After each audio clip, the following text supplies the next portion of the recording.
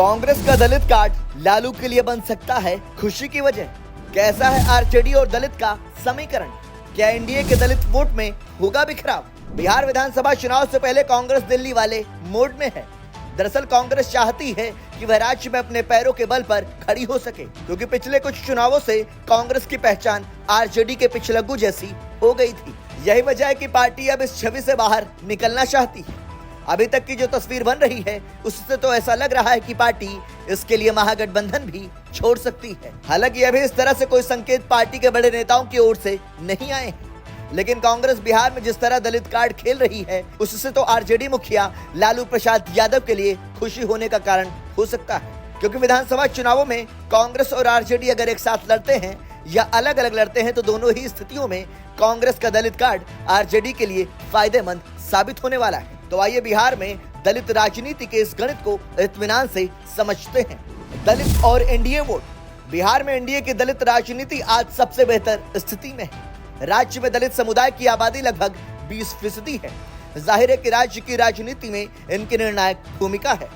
दरअसल एनडीए के साथ चिराग पासवान की एलजेपी यानी लोक जनशक्ति पार्टी रामविलास और जीतन राम मांझी की हम यानी हिंदुस्तानी आवाम मोर्चा के होने के चलते दलित वोटों को लेकर मजबूत स्थिति में है। वहीं साल 2020 के बिहार विधानसभा चुनाव की अगर बात करें तो सबसे अधिक दलित विधायक एनडीए के साथ ही हैं। बिहार विधानसभा में इस समय 38 दलित विधायक हैं, जो कुल विधायकों का 16.04% है।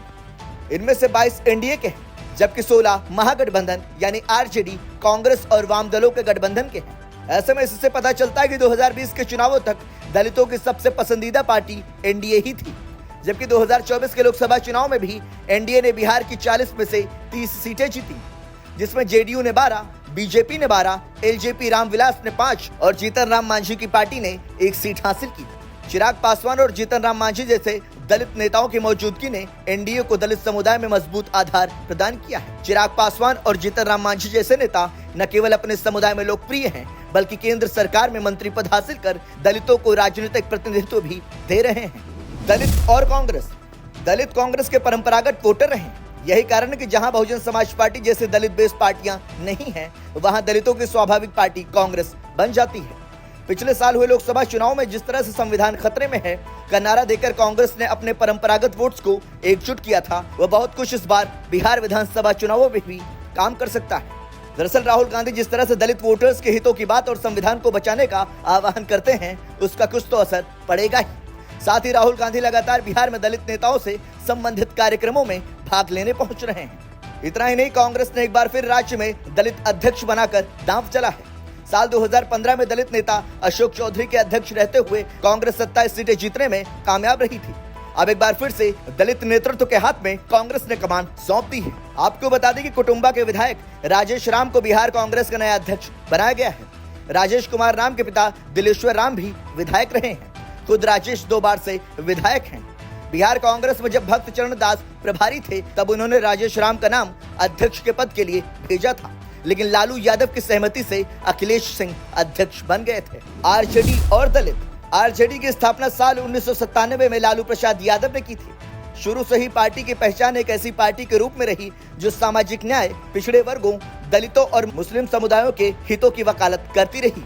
हालांकि आरजेडी का पारंपरिक वोट बैंक यादव और मुस्लिम समुदायों पर मजबूत रहा है, जिसे अक्सर MY फैक्टर कहा जाता है। हालांकि दलित समुदायों के बीच इसकी पैठ उतनी व्यापक नहीं रही जितना ओबीसी या मुस्लिम मतदाताओं के बीच रही है। यही कारण है कि बिहार में दलित वोटरों का एक बड़ा हिस्सा ऐतिहासिक रूप से अन्य दलों, खासकर बहुजन समाज पार्टी, लोक जनशक्ति पार्टी, एलजेपी जैसी पार्टियों या फिर कांग्रेस और बाद में बीजेपी की ओर झुका हुआ रहा। आपको बता दें कि 90 के दशक में लालू प्रसाद यादव के नेतृत्व में आरजेडी ने बिहार में सामाजिक बदलाव की एक लहर चलाई थी।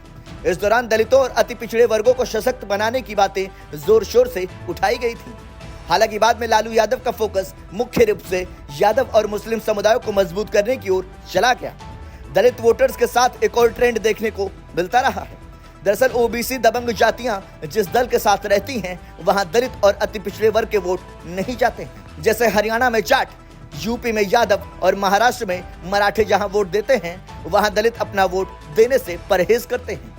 यही कारण रहा कि एनडीए के मुकाबले आरजेडी को दलितों का समर्थन कम मिलता रहा है। क्या कांग्रेस के दलित कार्ड से आरजेडी को होगा नुकसान?